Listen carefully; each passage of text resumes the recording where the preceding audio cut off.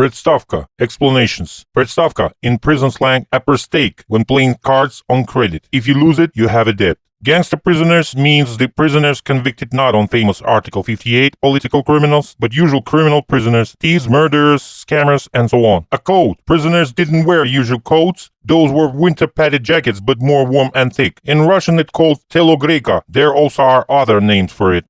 They were playing cards at former Naumov barrack for the mines horse drivers. Overseas on duty never looked into that barrack, since they rightfully considered that their main duty was to keep an eye on prisoners convicted on Article 58. As a rule, they never trusted counter-revolutionaries in horses. Although in reality the bosses grumbled quietly. They were being deprived of their best, most caring workers, but the instructions on that matter were clear and strict. In a word, the horse driver's barrack was the safest place to be, and every night gangster prisoners gathered there to play cards. In the right corner of the barrack, on the lower prison bunks, colored blankets made of cotton wool was spread. To the corner post was attached by wire a burning kalimka, a homemade lamp that worked on gasoline fumes. 3 or 4 open-ended copper tubes were soldered to holes in the lid of a tin can. That's it to the device. In order to light the fire in that lamp, the hot coals were placed on the lid, the gasoline heated up, and fumes rose along the pipes, burning at the pipe ends when lit by a match. On the blankets lay a dirty feather pillow, and on either side of it the players sat, their legs tucked under them. There lay the dirty down pillow on the blanket. On both sides of it sit the partners, with their legs tucked in the Turkish style. That's the classic position used in a prison card battle. A new deck of cards laid on a pillow. These were not ordinary cards, but a homemade prison deck made by the local masters of the craft with amazing quickness. To make a deck of such cards one need a paper, any book will do, a piece of bread, chewed and pressed through a rack. It produced starch to glue the sheets together, an indelible chemical pencil stop to use it instead of printing ink, and a knife to cut stencils for the card suits and the cards themselves. Today's deck of cards was made out of a book by Victor Hugo. Someone had forgotten the book the day before in the office. A paper of the book was heavy, thick enough, so there was no need to glue pages together, which they do when the paper is too thin. During all searches in the camp, any chemical pencils were being confiscated strictly. They were also being taken away when checking parcels received by prisoners. That was being done not only to prevent the possibility of producing documents and doc stamps. There was plenty of artists even of such kind, but also for destroying anything that can compete with the state playing card monopoly. They made ink from chemical pencils, and with that ink, through a prepared paper stencils, they applied patterns to the card. Queens, jacks, tens of all suits. The card suits were not distinguished by color, and a distinction is not necessary. The jack of spades, for example, was represented as the image of a spade in 2 opposite corners of the card. The arrangement and shape of the patterns have remained the same for centuries. The ability to make playing cards with one's own hands is a part of the nightly education program of a young gangster prisoner. A brand new deck of cards laid on a pillow, and one of the players was patting it by a dirty hand with thin white non-working fingers. The nail of the little finger was of unusual length, a fashion among the gangsters, as well as their gold, that is bronze, crowns, put on completely healthy teeth. There were even craftsmen, self-proclaimed dental prosthetists, who earned a lot of money making such crowns, which were always in demand. As for fingernails, nail polish would unquestionably have become popular in the criminal gangster prison world, if it were possible to obtain polish in prison circumstances. The well-groomed yellow nail sparkled like a precious stone. With his left hand, the owner of the nail was running his fingers through the sticky and dirty light hair. He had his hair cut in a very neat crew cut with a square back, a low wrinkle-free forehead, little yellow eyebrows, a pursed lips, mouth. All this gave his face an important quality of a thief's appearance, inconspicuousness. The face was such that it was impossible to remember it. One glance at him and you'll forget his every feature and not recognize him at the next meeting. That was Sevachka, a famous expert in turrets, shtos, and bura, 3 classic card games, an inspired interpreter of 1,000 card rules, the strict observance of which is necessary necessary in a real card battle. They said about Sevachka that he performs excellent. That is, he demonstrates the skill and dexterity of a card cheater, a schuler. He was the very cheater, of course. A just thief's game is a game of deception. Watch and catch your partner.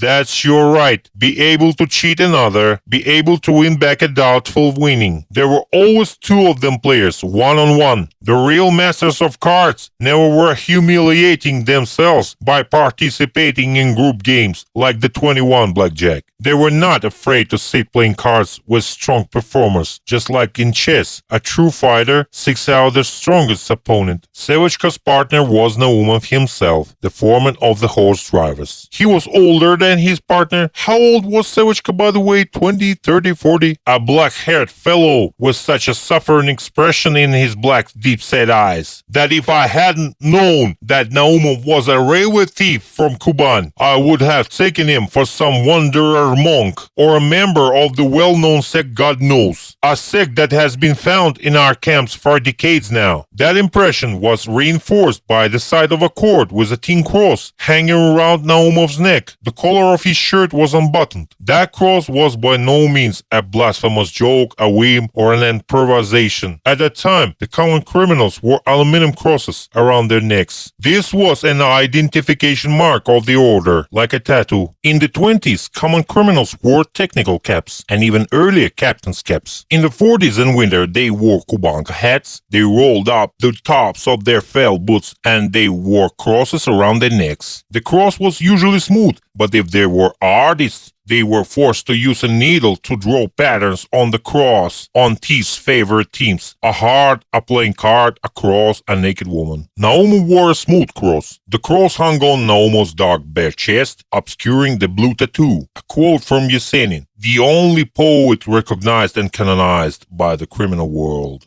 How few rules have been passed through, how many mistakes have been made. What have you got to stake? Sevachka hissed through his teeth with infinite contempt. That was also considered good manners at the beginning of a game. Here, Rags, this one, and Naumov patted himself on the shoulders. I play in 500, Sevachka valued the suit. The response was a loud verbose swearing that was meant to convince the opponent of the item's much greater value. The spectators surrounding the players waited patiently for the end of the traditional overture.